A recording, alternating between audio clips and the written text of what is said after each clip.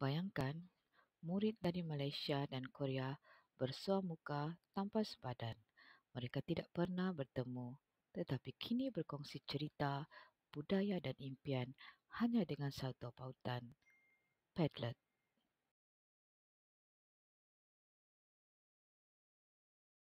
Don't wanna know, no, no, no, who's taking you home, home, home, home, and loving you so, so, so, so, the way I used to love you, no, I don't wanna know, no, no, no, who's taking you home, home, home, home.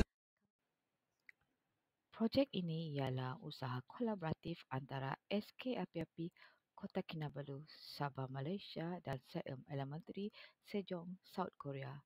Dengan Padlet sebagai platform utama, kami menyatukan dua budaya melalui pembelajaran secara maya. Murid berkongsi video, kad budaya dan mesej digital dalam suasana menyeronokkan dan penuh warna.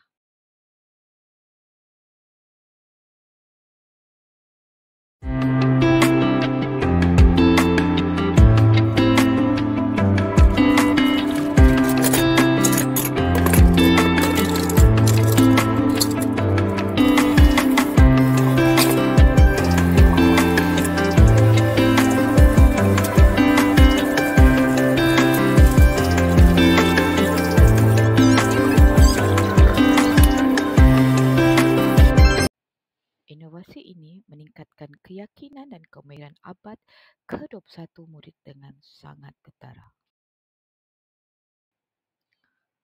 Projek ini bukan hanya impak kepada murid, tapi berpotensi dikembangkan ke sekolah-sekolah lain di Malaysia dan juga rantau Asia. Akhir sekali, melalui Padlet, sepadan diganti dengan persahabatan. Inilah inovasi masa depan. Let's go together.